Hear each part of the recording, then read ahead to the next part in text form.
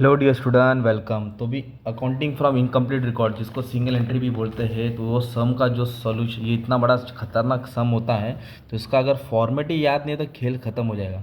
तो मैं तुम्हारे लिए फॉर्मेट बनाता हूँ, ताकि फॉर्मेट भी बना दिया ना, उतना पोस्टिंग किया ना, अच्छा खासा मार्क्स मिल जाएगा और इतना कॉलम बनाने से पास हो जाएंगे। तो ये सब चीज़ को सॉल्व कैसे करते हैं, तो सबसे पहले आपको क्या करना है, 4 पेज लेना। ओके, याद रखना, जैसा मैं बोलता हूँ वैसे ही करना। You have to trust me. ये तुम्हारा ट्रेडिंग अकाउंट रहेगा लेफ्ट पेज पे, इसके नीचे प्रॉफिट एंड लॉस बना दिया, फटक से एक ही लाइन मारना, दो मत मारो। एडजस्टमेंट रहेगा तो इधर ही सॉल्व करने हैं, ट्रेडिंग प्रॉफिट एंड लॉस। ये पेज पे बैलेंस शीट बनाना है। ओके, फिर नेक्स्ट पेज टर्न करो, इधर ओपनिंग स्टेटमेंट ऑफ फेयर बनाओ, इधर डेटर अकाउंट बनाओ, इधर क्रेडिटर अकाउंट बनाओ, जगह नहीं है तो नीचे इधर कैश अकाउंट बना दो। तो ये 4 पेज का तुम्हारा खेल है। ओके, तो आपको सबसे पहले कॉलम बनाने के बाद ना, मान लो मैंने कॉलम बना लिया, ये मेरा पेपर चल रहा है एग्जाम में, मेरे को आता कुछ नहीं, तो मैं क्या करूँगा, इसको दुल्हन के जैसे सजा दूंगा। ट्रेडिंग अकाउंट है ना, तो बंटी लोग टेंशन मत लो, इधर लिखेंगे ओपनिंग स्टॉक, पहले ही लिख दो, क्या लिख दो, ओपनिंग स्टॉक। और इधर क्या लिखने का, क्लोजिंग स्टॉक, क्या लिखने का, क्लोजिंग स्टॉक। इधर लिखने का परचेज, परचेज बोले तो माल खरीदा, इधर लिखेंगे सेल। अब परचेज में क्या करना है ना, इधर ऐसा लाइन मार के लिखेंगे cash purchase, credit purchase, cash sales, credit sale. और ये जो क्रेडिट है ना, ये तुमको ढूंढना है, इसलिए तो आप लोग डेटर और क्रेडिटर अकाउंट बना रहे हो। कितना याद हो गया। और एक तरफ से लिख लो वेजेस, क्या लिख दो, वेजेस। ये जब बैलेंस होता है तुमको मालूम है, ग्रॉस प्रॉफिट आता है। ओके, और इधर क्या था, प्रॉफिट एंड लॉस में पहले ही लिख के रख लेना ताकि याद हो जाएगा। इधर ऐसे लिख दो सैलरीज आता है, क्या आता है, सैलरीज आता है, बैड डेट्स आता है ना, जो भी है। और क्रेडिट में लिख देना, इधर लिख दो पहले डिस्काउंट अलाउ, जो भी डिस्काउंट अलाउ होता है वो खर्चा होता है। ओके, इधर लिख दो डिस्काउंट रिसीव, क्या लिखेंगे, डिस्काउंट रिसीव, जो भी इनकम रहेगा। ओके, इतना लिख के छोड़ देना, ये तुम्हारी बैलेंस शीट है। ओके, तो इधर सबसे पहले लिखेंगे कैपिटल, क्या लिखना है, और एक लाइन छोड़ के लिखो माइनस ड्राइंग, एक लाइन छोड़ देना, क्योंकि जब एडिशनल कैपिटल आएगा तो ऐड कर देंगे ना। और फिर इधर लिख देगा प्लस नेट प्रॉफिट, क्या लिख देना, नेट प्रॉफिट, सिंपल।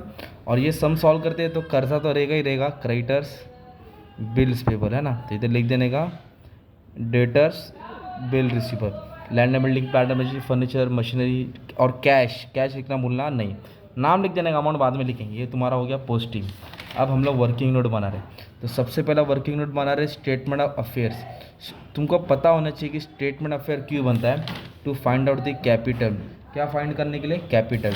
तो आप क्या करेंगे, इधर ओपनिंग बैलेंस लिखेंगे, जैसे कि ये क्वेश्चन रहेगा ना 14-15, तो ये ओपनिंग होता है, इसको सॉल्व करना है। जो भी एसेट रहेगा ना, plant and machinery, land and building, debtor bill receivable, है ना, कैश लिखना नहीं बोला, ये एसेट में से क्रेडिटर बिल्स पेबल माइनस होएगा, तो आपको क्या मिलेगा, कैपिटल मिलेगा, क्या मिलेगा, कैपिटल। ये जो अमाउंट है ना तुम्हारा, ये जो अमाउंट, वो तुम्हारा यहाँ लिखना है, सिंपल। फिर उसके बाद आप लोग डेटर अकाउंट बनाएंगे। ओके, तो डेटर अकाउंट में कैसे याद करना है, इधर ओपनिंग बैलेंस आएगा, डेटर एसेट होता है, टू बैलेंस ब्रॉट डाउन, इधर क्लोजिंग बैलेंस आएगा, इधर लिखेंगे बाय बैलेंस कैरी डाउन, ये फिक्स पहले याद कर लो। और डेबिट साइड क्या आएगा वो याद कर लो, सिर्फ क्रेडिट सेल आएगा, क्या आएगा, क्रेडिट सेल, इतना याद कर लो, बाकी सब याद करो, ओपनिंग क्लोजिंग, ओपनिंग क्लोजिंग, इधर क्रेडिट सेल, बाकी सब आइटम क्रेडिट में आएगा। तो जैसे कि कैश रिसीव फ्रॉम डेटर्स है ना, ये पहले लिख देने का है। और क्या आएगा, सेल्स रिटर्न दिया रहेगा, ये ज़्यादा करके आता नहीं है, लिख दिया, बैड डेट डाल दिया, और एक आता है डिस्काउंट अलाउ, क्या डाल दिया, डिस्काउंट अलाउ, बस। इसको इससे सॉल्व करेंगे तो क्रेडिट सेल मिलेगा, ये तुम्हारा ट्रेडिंग अकाउंट के क्रेडिट में आएगा, इधर आएगा। Okay, simple. मोहब्बत से कमेंट भी कर देना यार। जैसे डेटर अकाउंट और याद किया ना, तो क्रेडिटर याद मत करो, देता हूँ। देखो डेटर ऐसा आता है ना, ओपनिंग क्लोजिंग, तो क्रेडिटर ऐसा आएगा, क्योंकि ये एसेट होता है, क्रेडिटर लायबिलिटी होता है। इधर लिखेंगे opening balance by balance brought down, इधर लिखेंगे to balance carry down. Okay, इतना याद हो गया। अब है ना, आपको इधर लिखना है बाय, इधर क्या, अभी इधर का जो भी आइटम इधर आएगा, ये क्रेडिट सेल डेबिट है ना, तो इधर लिखेंगे क्रेडिट परचेस, उधारी में कितना माल खरीदा, ये ढूंढना है। ये कैश रिसीव फ्रॉम डेटर है, इधर लिखेंगे to cash paid to credit है। सेल्स रिटर्न है, इधर आएगा परचेज रिटर्न, डिस्काउंट अलाउ है, इधर आएगा डिस्काउंट रिसीव। ओके, अब इसको इससे सॉल्व करेंगे, क्रेडिट परचेज मिलेगा, ये ट्रेडिंग अकाउंट के डेबिट में आएगा, ट्रेडिंग अकाउंट के डेबिट में आएगा, सिंपल।